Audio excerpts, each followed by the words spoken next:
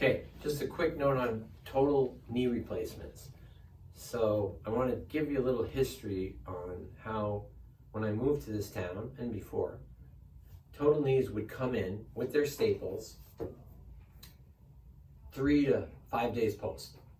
So they come right from the hospital right to our office, and we would start them moving, because movement is the number one, right? You got to get their motion. And then at the 10-day mark, sometimes 14-day mark, they get their staples out, and then we just continue. But over time, the hospitals thought, how can we make money? We're losing money.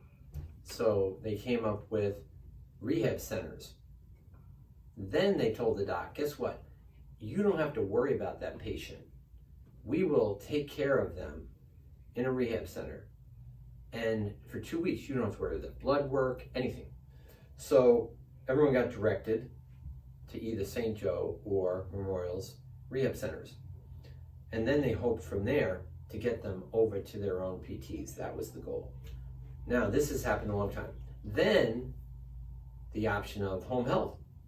Hey, guess what? If that's too expensive, we'll send a home health nurse every day and PT once a day or whenever you decide. Now, here's one thing I learned over time. If the physical therapist, like if he said, we'll go do their physical therapy, home health only pays one provider. So if I went and did someone's physical therapy, the nurse would not be allowed to come unless they paid the nurse and not me. So that's why they have, as soon as you take away that nurse, who's so important to check blood work, to make sure the swelling's okay, the incision's okay, blah, blah, blah. That's why they have home health agencies, and then once again, they redirect them to their particular therapy. So then they develop that. Now, we're at a point in time right now where it appears they're starting to get away from rehab centers, and they're starting to, once again, give us the opportunity, because it's cheaper. It is cheaper in the long run, they've learned, to go right to outpatient clinics. So we are seeing them, or I am anyway, 3 days post-op. Monday, Tuesday, Wednesday, 2 days post-op, 7 days post-op. And the person's gonna be, if they know of the past, I don't think I should be here. And no, many, many years ago, they were here. Yes, they were bleeding. I mean, we saw scope patients 24 hours post. Yes, and we didn't know about HIV at the time. We didn't have gloves on, and their plugs would pop out and blood would go everywhere. Blood would go on my shirt. I mean, so if the patient starts to say that to you, like, I don't know if I should be here, I have my, even though they're not doing staples as much, but whatever, my incision, I'm worried about, no. Calm their fears. That was done a long time ago. We did it, and then it changed over time, really because of money. Hospitals wanted to keep their patients and get paid for it.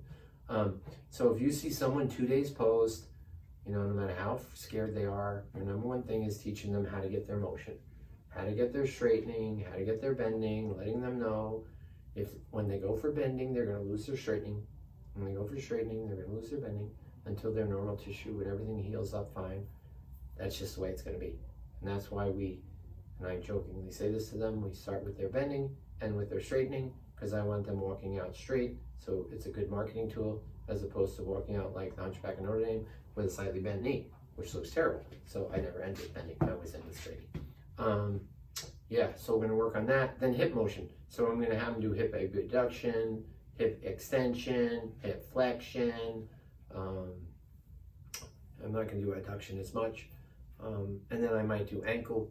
I'm gonna tell them ankle pumps, but tell them the importance of getting the leg up above the heart, because they think elevation is on a step stool, which if it's not above the heart, they're really not getting that extra advantage of gravity working it down, flushing it down. And so I'm a big advocate of that, and I'm a big advocate of just telling them, you got like a 15-lane highway going down and a 1 lane coming up, because you got all the congestion right here, and it's got to work through that with all this work they did. Too much. But if I bring it up here, it's going to go flying down, whether I like it or not.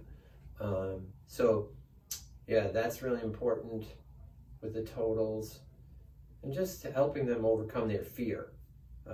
of you seeing them early or whether you see them late, they're going to get their motion, and the motion is your number one thing. You don't have to get them doing 50 million exercises. You got to get their motion. That's the number one thing.